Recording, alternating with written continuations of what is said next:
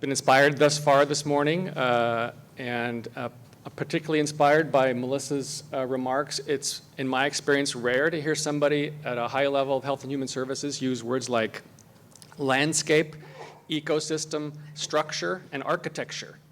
And so I'm inspired by that and hope that you are too. And what we're going to try to do in the next hour is apply a micro view to one of those architectural plans vis-a-vis systems of care. And we're really thrilled to have Calaveras County with us.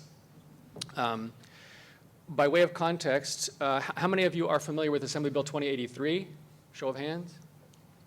A few. How many of you are members of an interagency leadership team under 2083 or support that in some way, shape, or form?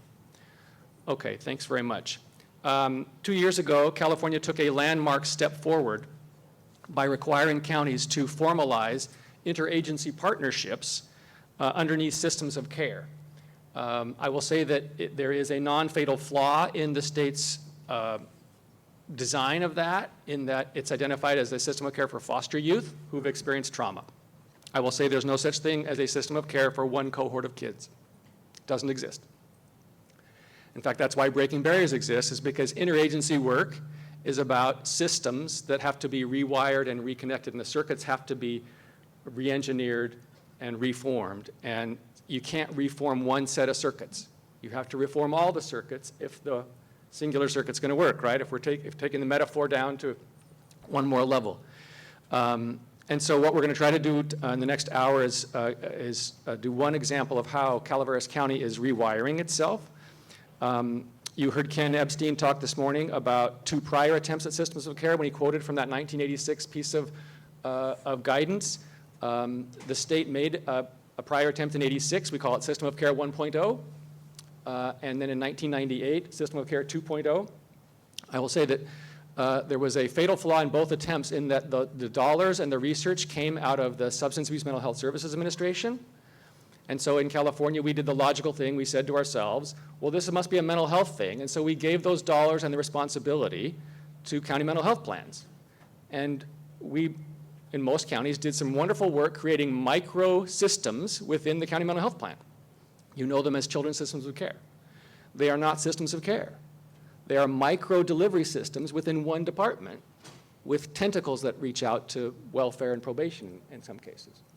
And what Assembly Bill 2083 does is it fixes that fatal flaw by bringing the entire system interagency structures into one collaborative approach. Over the last 24 months, I've been honored to witness Calaveras County's impassioned interagency leadership team formation, and they're going to introduce you to the entire ILT. You're going to get a real up-close and personal look at the backbone of the interagency structure as they've begun to lay the founding ideas around how to rewire themselves.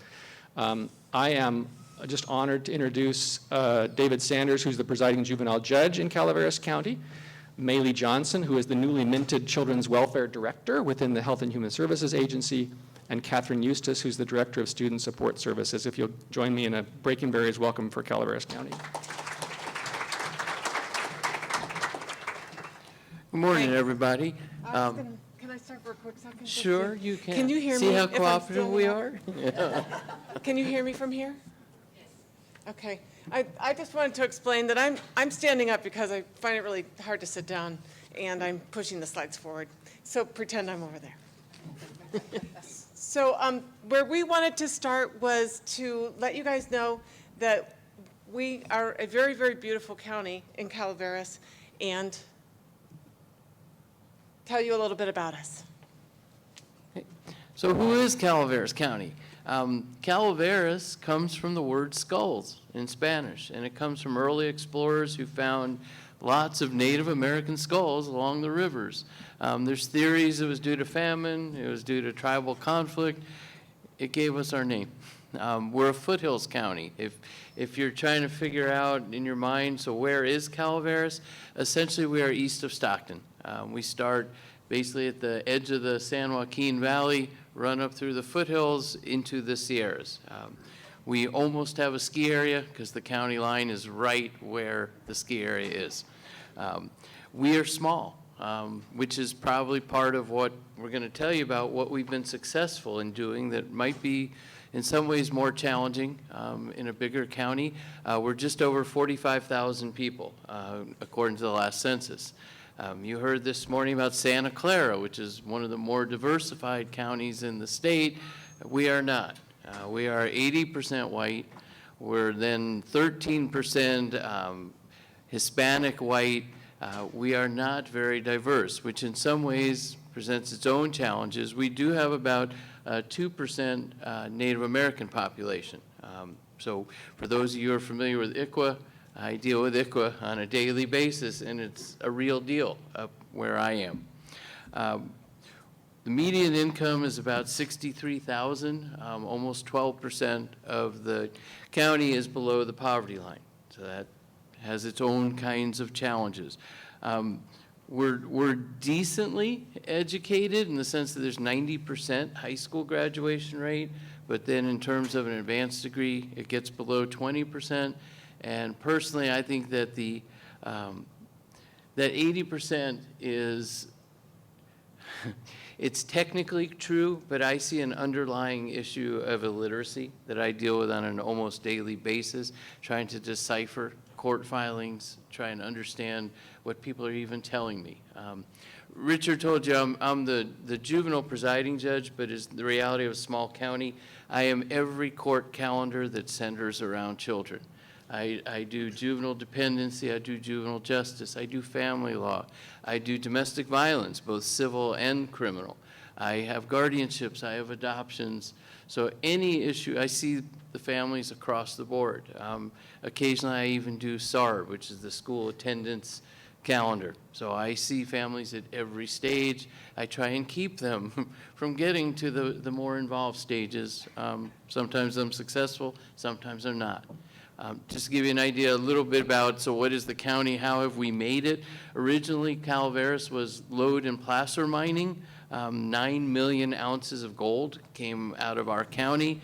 Then we became one of the principal copper producing counties in California, and the recent past, our biggest cement production has been our biggest industry, although we have a permitted cannabis cultivation system, and that's becoming a big part of our economy there as well.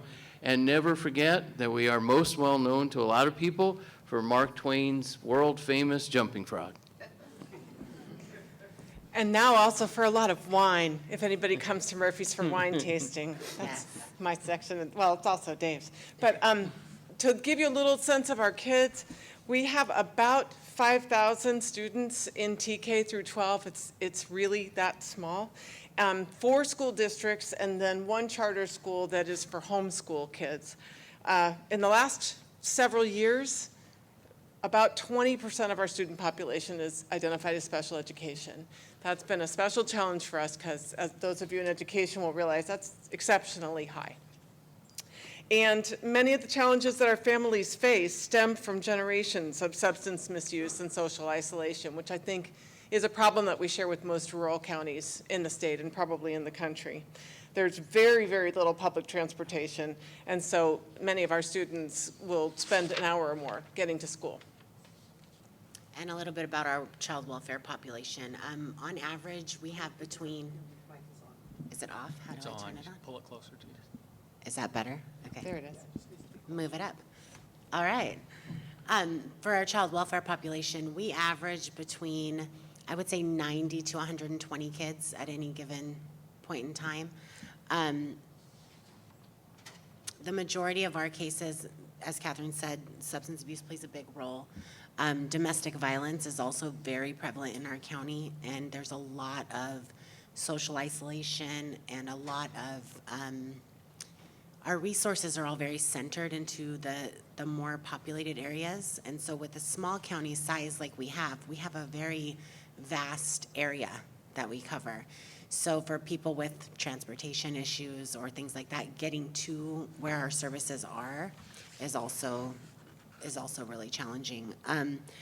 So aside from our advisory team and our interagency leadership work, we've also done a lot of collaborative work with Kathryn and the schools, child welfare and behavioral health around preventative measures and how do we help bring services to families before they're having to come to us to get services. So that's just a little bit about how kind of our welfare department's set up.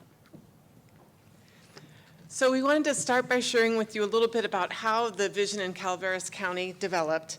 And the reason that we're here is that it started with a Breaking Barriers conference a couple of years ago, where a member from, actually it was the deputy director for child welfare at that time, invited the head of probation and me and another member of probation to come to this conference. And we recognized that we were on the verge of this exact type of integration and that we should take advantage of it. So then AB 2083, which Richard just described, came along and was a really good opportunity for us to formalize what we were already talking about. And I think that one of the reasons it worked really well for us was that we created our MOU based in the collaboration that was already going on in the county, rather than trying to start over with something new and make yet another. It's actually the sort of the top, or maybe it's the roots now, of a lot of other collaborations that we have going in the county. So we were going to share a little bit about some of those collaborations, because I think you guys probably have them in your counties as well. You want to start, Mayle? Yeah, so we have a collaboration that we call the Calaveras Care Team, and that's kind of what I was talking about just a minute ago. It's it operates almost like an MDT style meeting. So we have representatives from education, behavioral health, child welfare, our regional centers, and some of our local agencies, community agencies that we work with. And that works on a referral basis, usually by the school site counselors or the wellness center counselors, or the teachers. Even I know child welfare's brought a few referrals to the CARES team. And what we do is we have whoever's bringing the referral present it, and we all work together on what services does our shop offer, essentially to help wrap this family in preventative services before they require higher levels of intervention. So that was something that we were doing prior to this MOU integration.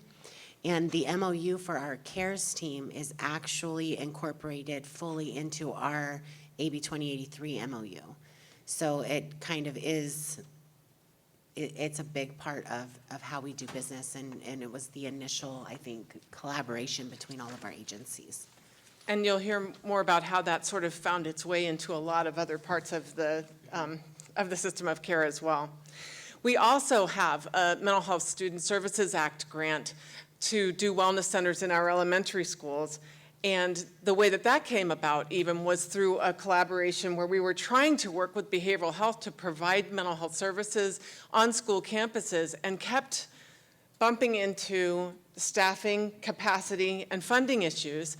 And everyone was getting quite frustrated. And then one day appeared in my inbox this grant application, and I contacted the then Deputy Director of Behavioral Health Services and said, David, is this the money you said you needed to provide student mental health on our campuses? And he said yes, and even though it was a tremendous lift capacity-wise for our Health and Human Services Agency, they agreed to take this on to try to place mental wellness centers in all of our elementary schools. And then, as you guys know, as it happened, COVID hit, and so our dream of a sweet little upstream K through 5, let's teach them how to grieve a goldfish, turned into full-blown crisis intervention at a scale that none of us has ever imagined that tiny little children could have. So it's been quite the lift, and in our county, even though it has been so difficult, it has also brought our agencies very close together because of the overwhelming need of our children, and that it was basically an all hands on deck for a county as small as ours. And we got the opportunity to partner more closely with VMRC. Will you share that one, Dave? Sure. So Valley Mountain Regional Center, this is a Welfare and Institution Code 4512 regional center. They're all over the state.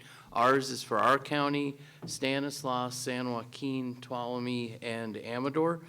They offer free diagnosis and assessment services to any person suspected of having a developmental disability, including intellectual disabilities, cerebral palsy, epilepsy, autism, or other disabling conditions as is defined in the Welfare and Institution Code. Regional centers such as ours has a mandate to provide services in the most cost-effective manner possible. So they're required under the law to use all available resources, including natural supports, the school districts, before they actually use their own funds. So again, we've dovetailed in and incorporated it with everything else that we're trying to do across the board. And one of the other ones that we're also really working hard on is our Foster Youth Services Coordination Program. And our Executive Advisory Council has really grown into a really strong collaborative approach to foster youth education. And it includes our foster family agencies, child welfare, behavioral health, our school sites. And we also, child welfare has contracted our ILP services, our independent living services, to the Foster Youth Services Program. And so they actually run our ILP programs, they do transitional planning with the kids, they cover, whatever they need educationally, but they also, we're including now our housing program to do some preventative housing work within this Foster Youth Services Coordinated Program to help, because we know when kids age out of foster care, homelessness is very, very, very likely. And especially in our rural counties, there's not a lot of housing opportunities available. And so we're starting now to reach out to how do we help be proactive for our older foster youth. And it really stemmed from this coordination program with everybody coming together to say, what are our issues with these older foster youth? How do we start to address this? And what are really the needs? So we're continuing to evolve that all the time. But it's been a great success. And because because the ILP program is contracted to the County Office of Education, it's created a super strong partnership between child welfare and the county office. Yeah. So, and that's actually a group mentoring program of which we're really proud if anybody ever wanted to hear more about that. Finally, we had to say, or I had to say in this, that a really big reason that this all came together was that every time we all tried to either step away or default to the foster care system as the source of AB 2083, our consultant, Richard, would get very assertive and say, absolutely not. He basically said, I'm leaving the sandbox if you're going to try to make this a foster youth thing. So he made us stick with the all children approach. And we're very glad that we did. Yes, he was very pivotal in breaking down silos in those And let me initial meetings, interject. I will say. Before you hit the slide, I was going to introduce you to all of our ILT, which is the Interagency Leadership Team members, and then we thought about it and decided they can do a much better job on their own. Okay, here we go. Good afternoon, everybody. So I'm going to facilitate our meeting this afternoon of our Calaveras County Interagency Leadership Team. We'll start with introductions, so I'll go first. I am Dave Sanders. I am the Superior Court Judge, one of two up here, and I handle all the calendars that deal with children, dependency, juvenile justice, family law, guardianships, adoptions, and as of 6 weeks ago, I'm handling both civil domestic violence and criminal domestic violence. How about Sam? I am Sam Leach. I'm the Chief Probation Officer for Calaveras County. Scott, we'll pick on you next. Scott Nanick, County Superintendent of Schools. Tony? Hi, Tony Anderson. I'm the Executive Director for Valley Mountain Regional Center. I serve people with developmental disabilities and their families. Corey?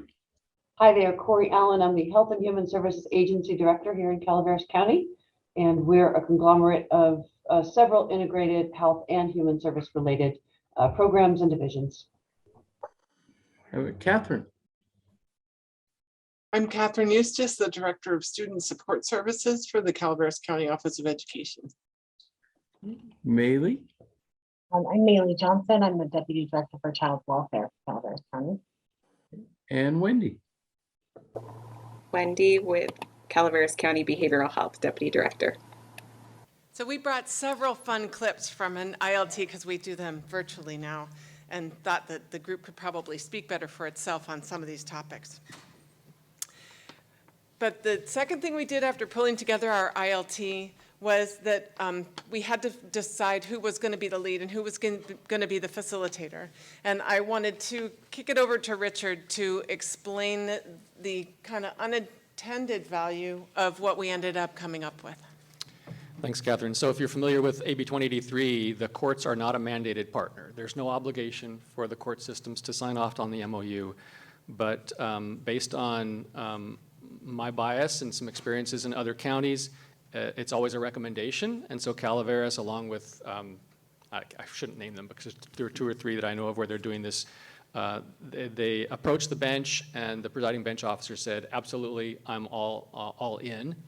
And I'll pause for a moment here and reflect that if you've had that conversation and your presiding bench officer is reluctant, feel free to reach out to Judge Sanders or the retired Judge Len Edwards or Colleen Nichols and Placer, and they will cite code for you that not only establishes that it's possible, but that they should in fact be part and parcel of your interagency leadership team process. Establishing a person with a fair amount of prescriptive power is extraordinarily useful to collaboration. When the natural forces come into play and we tend to want to leave the sandbox and take our toys and go home, when the person in the robe is in the sandbox still, there's a much greater reluctance to take your toys and go home, right? Because you know you're going to have to deal with the judge who has a different perspective about it. So I just want to celebrate that Calaveras took that tack. And let me indicate that if any of you are thinking about having that conversation or and you've had some resistance, if you're interested, I'm back at table 15 once we're done. If you come, I will give you my contact information. I encourage you, pass that on to your presiding juvenile judge if they want to talk to me about why I do this and my thought process. I will be more than happy to encourage them and to point out that juvenile judge is a very different role. Most judges are told you sit in the courtroom, you can't go out in public, you're limited to that building. For the juvenile judge, there's actually standards of judicial administration say I am supposed to outreach. I'm supposed to be here today talking about things that foster cooperation and that help administration. I go out and I view placements. I've been into a number of the schools and walked around the principals just so I have a better awareness of what they are offering. So you're supposed to be very involved. I will be happy to talk to any of your judges if you want. So if you're interested, come and I'll give you that information.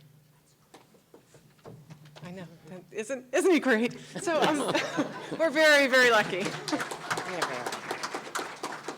So with Judge Sanders, who has invited me to call him Dave, so if I do, please don't interpret that as a lack of respect. It's just so fun, you know. So the other thing that we did after we built our advisory team and got the right facilitator was that we put together the advisory team that supports the interagency leadership team. And Mayle's going to share a little bit about that. Yeah, so our advisory team is made up similarly to like our Calaveras care team members. We run kind of in the same circles, right? So we wanted to make sure that there was some way to bring these really pressing issues, to bring what we needed our interagency leadership team to know and to help decide so that they could really work together to make, like everyone's saying, the systemic change, right? Because we can talk all day long at our levels, but if our leaders are not on board, our judge is not on board, it's not going to matter. And so we really wanted to make this purposeful and meaningful for our county. And so that's where this advisory team was born. We evolve it all the time. So we open our meetings all the time to say, you know, who should be here? Who do we need to bring to the table? Is there people that no longer need to be here? We do that a lot, and we use an action plan that functions as an agenda. It's a working agenda every meeting. So we use our action plan to say, for all you child welfare people, it kind of works like a safety plan, like who's doing what when, and our action plans that come out of our child family team meetings. But we use that action plan way to create a system of accountability for each person that's supposed to be doing something, and as a way to move our work forward.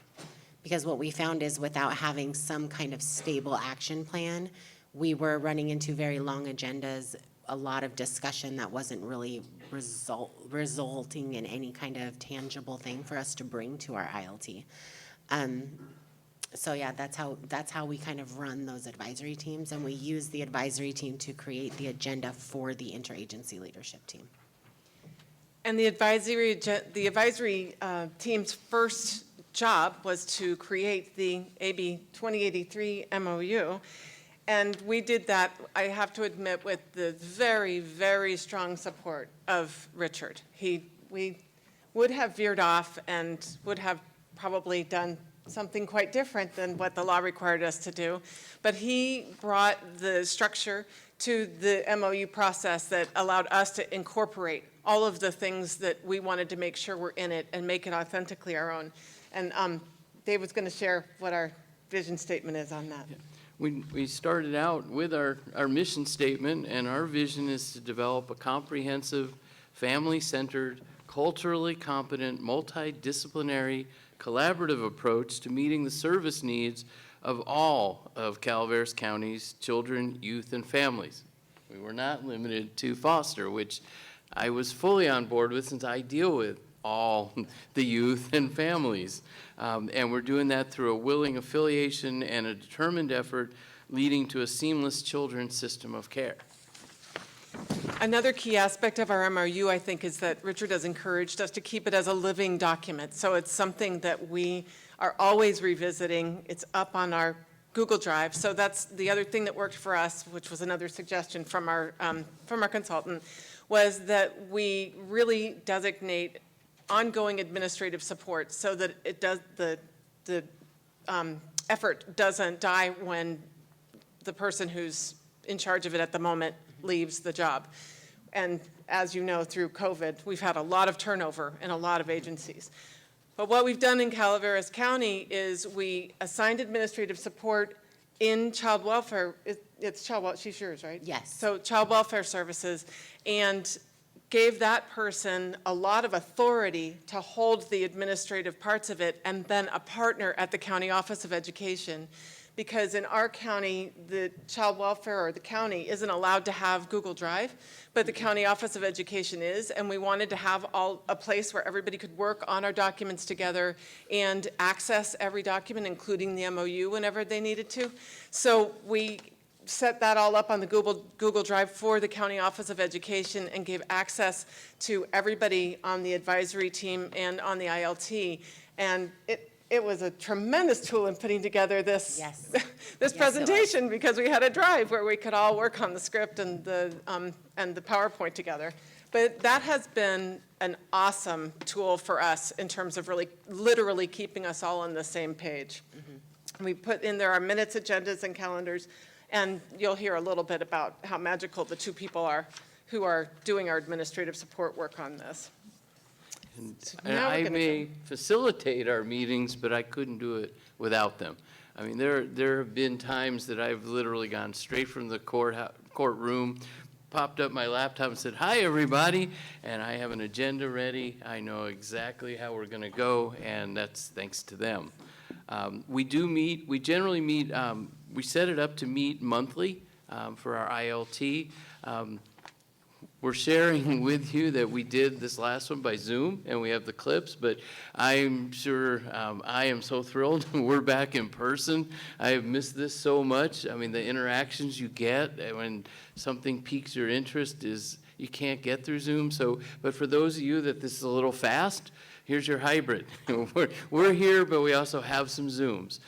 So we meet 3 times a year. The same body meets, but it's we're designated as the School Mental Health Collaborative group, and then sometimes we meet as needed as the Juvenile Justice Coordinating Council. That particular council oversees SB 823, for those of you who have any dealings with probation, and the County Probation Consortium partnering for youth realignment, which is implementing the current change that's been coming for a few years, but for me, it looks like it probably is really coming July 1st, and that's that 602 youth, which long ago were called juvenile delinquency and then became juvenile justice, is now becoming youth and community rehabilitation. And the probation officers are actually going to be shifted from the Department of Justice into Health and Human Services. So it's a big change coming.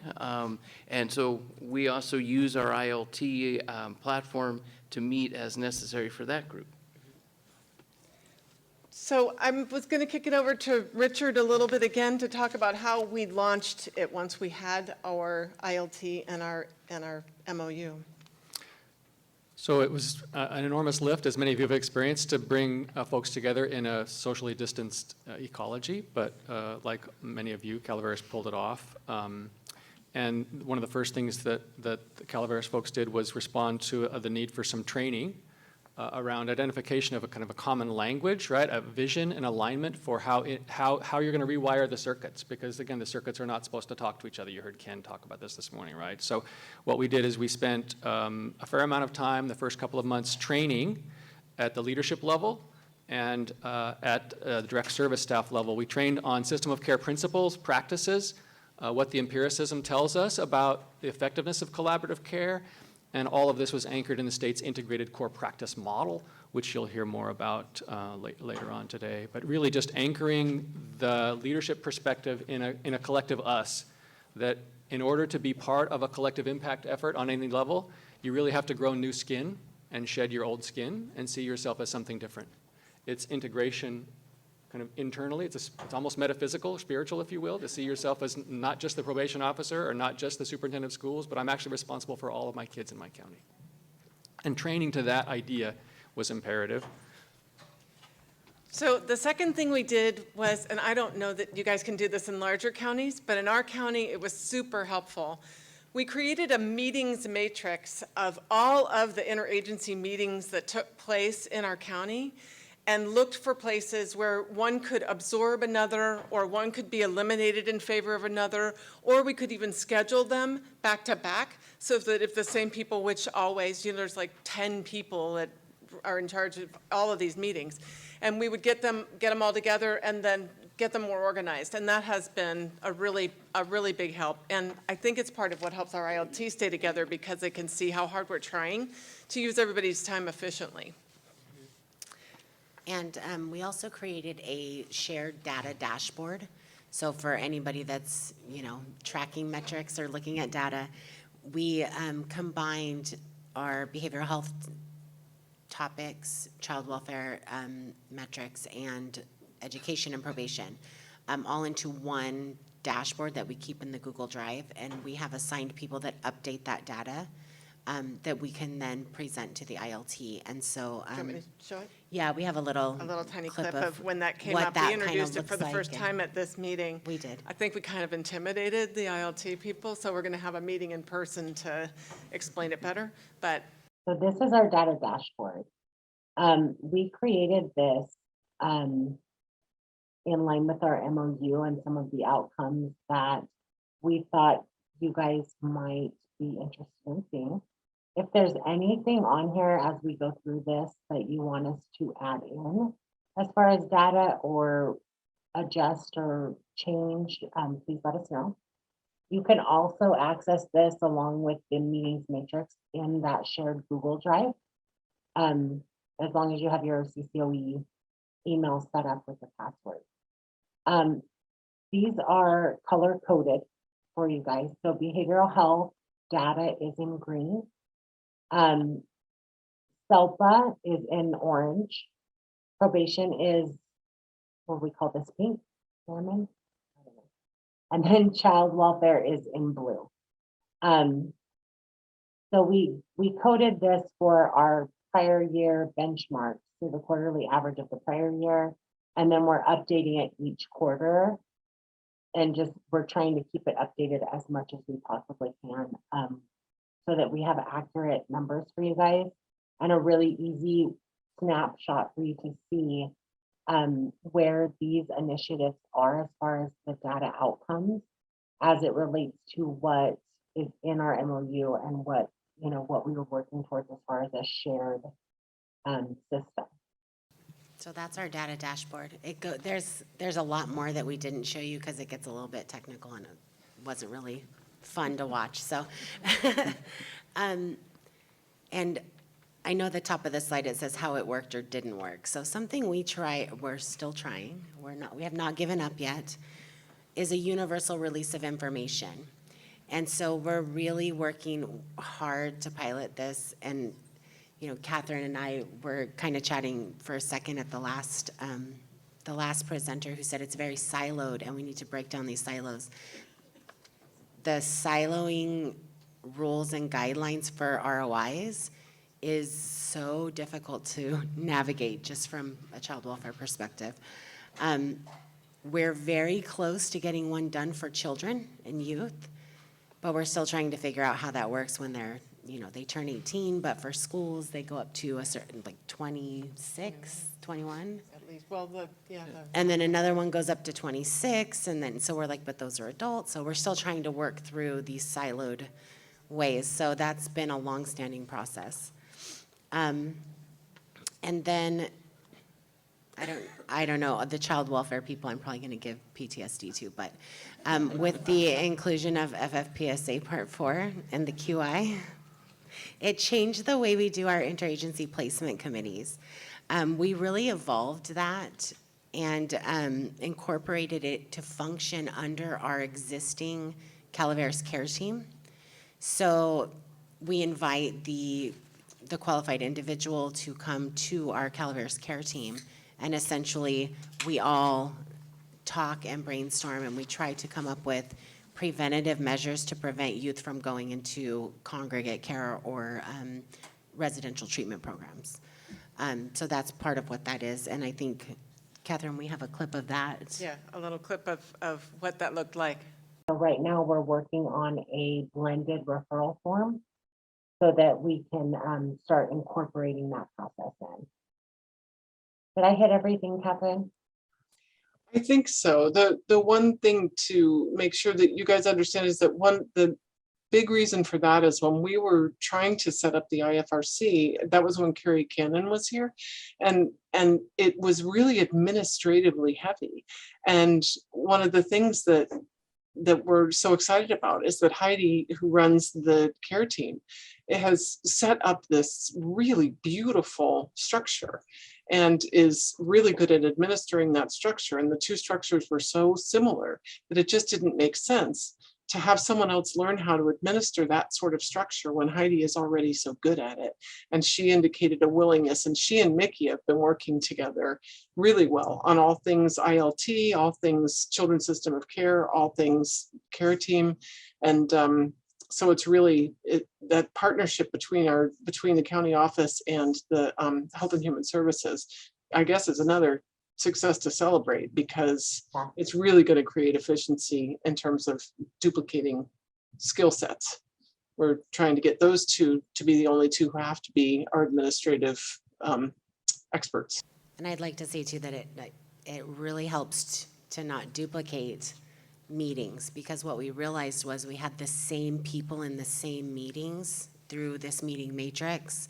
And as we were working through what this new thing was going to look like coming down from, you know, our Families First Prevention Act and the way we need to do things in child welfare, we realized that the same people were at the same tables and it functioned in a similar fashion. So it would just take a little bit of blending versus a whole creation of a whole new system now and a whole new policy and procedure. And it was just so much easier to just merge it together. So just the ease of the collaboration in and of itself.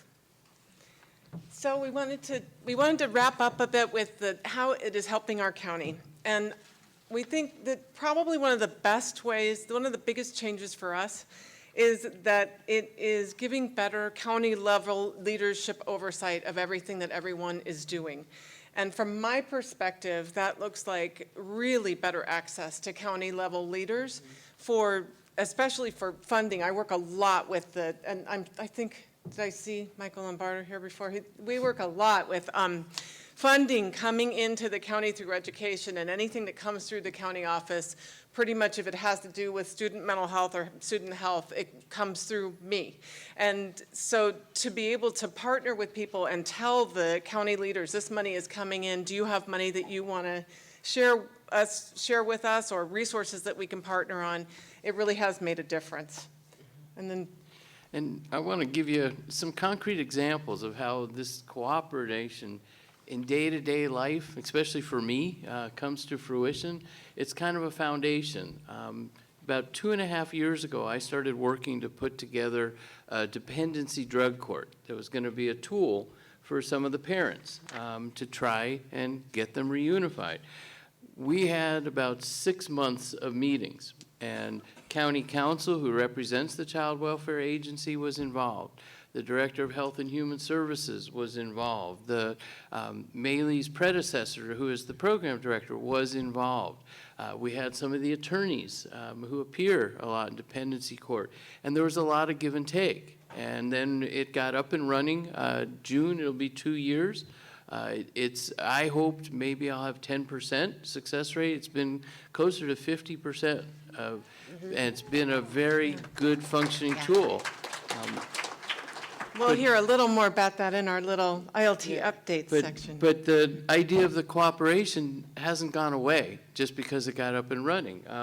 A few months ago, Mayle came to me and said, we've got an issue with some of the social workers' perception of it, because they were not part of, when I just sit down at a table with the parents and we talk about their week, what's gone good, what's gone bad. They're very supportive of each other. But the issue was that some of the social workers had a perception that things were getting decided behind their back. And this was not the case. I mean, when I sit down with them, I make clear, this is about you. Upstairs is about the child and the law. So we don't bring the case from upstairs down here, and we don't bring what happens here up there. But I thought it was necessary to acknowledge that. So then I had an open session where all the social workers came, and I think it helped them to see it. And also, just in terms of perception, I've started calling it, it's now team meetings, and team stands for together each achieves more. It's an acronym, but now I'm calling it team meetings, because it really is what it is. It's not court, and I think that helped. And the fact that I think it helped a lot that I was open to, let's talk about this. If it's an issue, we'll deal with it. It also goes beyond our ILT, some of the cooperation I'm starting to see. I've gotten the district attorney's office to be on board with a lot of times a domestic violence incident that the sheriff responds to will lead to the child welfare case. There also has a criminal case. I've worked with them to really understand that if these parents can get reunified, there's nothing more you could do on a criminal side that won't have been achieved, that I will have had them go through the 52-week domestic violence program and satisfy me they didn't just sit there, they got something. So the district attorney's office now is pushing a lot of those cases out to see what happens with the child welfare dependency case, and if it comes to a good conclusion, they are then dismissing. We've also had it carry over to conservatorships, where sometimes that's what's really needed. So there's kind of a spirit that it goes even beyond the formal ILT and the formal MOU.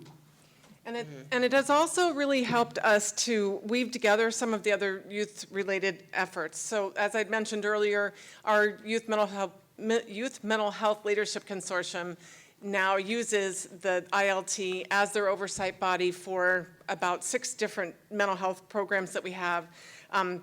Probation uses it for the Juvenile Justice Coordinating Council.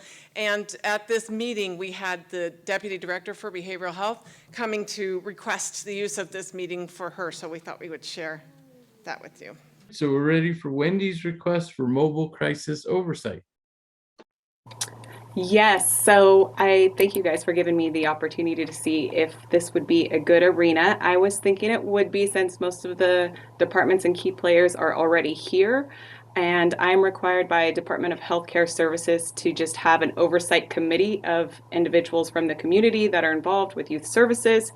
So I wanted to see if I could run things by you as we move along in the building of what is called a crisis care mobile units program for Calaveras County. Currently, we're in the infrastructure phase, so our hope is that we'll have a mobile crisis unit. Currently, we have what's called triage, where it's not technically mobile because they are housed in offices, but this would give us the opportunity to have people that are in the field. And if that is a van or ends up being individuals on an iPad, whatever it is that would work for our community, we're trying to put that in place. And I would love if you guys would just kind of listen to my review that I give you as I move along and provide input if you have any. I want to be clear, what you're asking for here is a monthly spot on the agenda, right? I mean, it's not like a Yes, second, it 2 shouldn't times be a year very- thing like May. It won't be very long. It'll just be, okay, here's what we did this month. And is there any concerns, comments, anything about it? Yes, I am asking for that. And to save you the suspense, she got it. There we go. And then, as we had said, the Interagency Placement Committee was another huge success that we were able to bring that under the care team. And then we just wanted to share with you a few more of the happy things that have happened in the county. As I indicated, it's been 6 weeks now that I've added the criminal domestic violence calendar on top of previously doing the civil. I've been working closely actually with the crisis center, the advocates, and have gotten it to where they are on board and they attend the criminals. So just in case I need them for something, I have representatives of probate there. So the first 6 weeks have gone well. It kind of dovetailed with doing the civil, and it seemed the concept seems to be working on the ground. The other thing is we're almost up to 2 years of doing our team meetings, which is an auxiliary I do to dependency court. It's purely voluntary. It's for parents who are struggling with substance issues, hopefully giving them a new tool. And we've had roughly almost a 50% success rate of children who've been returned to parents who are working with that program, which is beyond my hopes. So I'm pretty pleased. But I'll just throw it out to whoever wants to acknowledge something next. Well, this is Tony Anderson, Valley Mountain Regional Center. And I did want to let you know that our emergency response coordinator that it's a brand new position we've created. All the regional centers have them now. And we've been going out to, in particular, all of our counties, Calaveras, Amador, and Tuolumne County, to get connected with the emergency response systems. And we have an ability to call all the families in the time of emergency, see where they are, and see what we can do to help them get into safe places, and then also all of our providers and people with disabilities. So that's a big new thing for us, and we're connecting with a lot of our county partners and making sure that we don't step on anybody's toes, and that we coordinate well together. So new thing for us. And then I just say that I think I mentioned the 0 to 5 piece that we're doing with our children. It's brand new, new thing that we're doing. Instead of the 0 to 3, which was just early start, we've expanded to early childhood. And so we're still in the middle of building that up.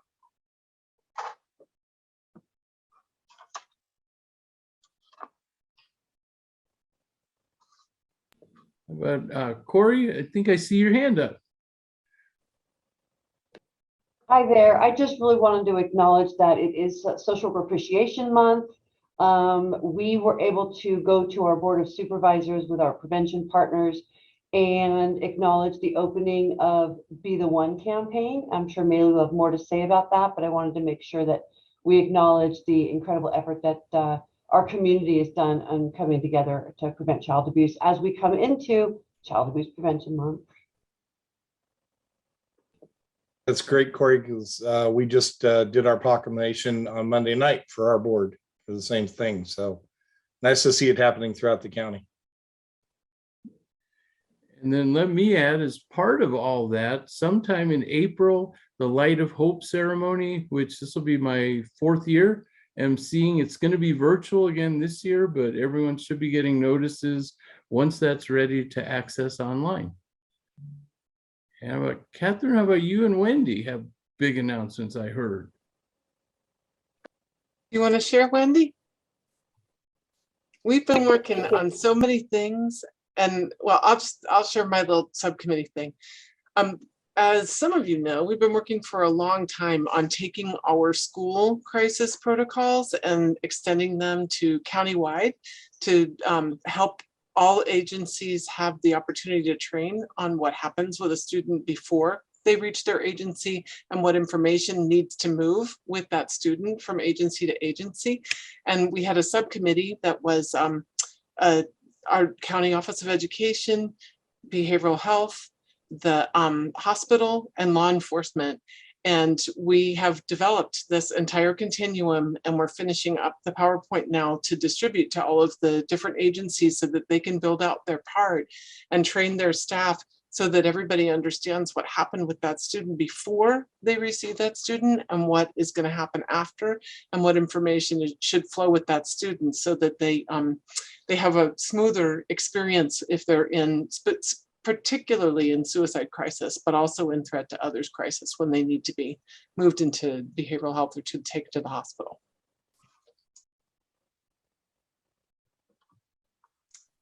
You want to talk about the hospital, Wendy?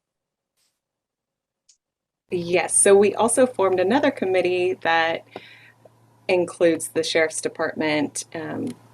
Kathryn has been kind of part of it as well, and our ringleader keeping us going. And we are coming up with ways to help the ER staff learn to learn more about our behavioral health clients, which also include our youth and things like that. So it's been really neat. And actually on the 1st, we are providing trauma-informed care training through a different agency for the ER staff, which starts with self-care because a lot of them are burnout right now. So it's come a long way. We used to not talk to each other, and I even had a text from one of the nursing staff today. So I thought, wow, this is kind of crazy to see how far it's come. So yeah.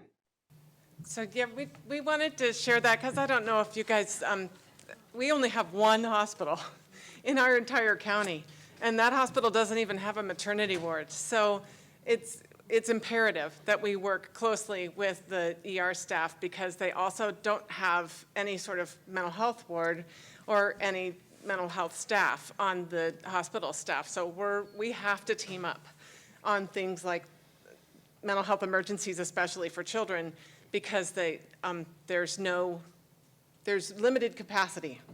And so we have to help each other through all of these situations. So we just wanted to wrap it up with what our destination looks like now. That's something we were going to put on the May agenda, was looking at the MOU and diving into what's in there currently, what we've been doing over the last couple of years, a year and a half, I think, since we did it, Kathryn, and seeing what's working and what's not, and what we want to put into that to make it more genuine collaboration between us all, and to really move the work forward, like Corey and Sam were saying. So that's our evolving collaboration, and now the integrated leadership. I think as time goes on and we have deeper systemic issues to look at and resolve that take more time, I think that's where this meeting will probably ultimately need to head. And I think that's kind of a years-long process, but I think we will need to look at having better, I guess, clarity and separation between, just kind of squeezing in a meeting here and there in place of this versus let's make sure that this body is, moving the big rocks, so to speak. So I don't think that's something that needs to change today. I think we can keep doing it the way we're doing, but I think it would be a good, deeper discussion at an in-person meeting or one of our longer meetings to say, keep evaluating the purpose of why we meet and what we want to accomplish moving forward. Because I think Corey and I are on the exact same page there. Thank you, Sam. But And it doesn't mean the way that we're doing it is wrong.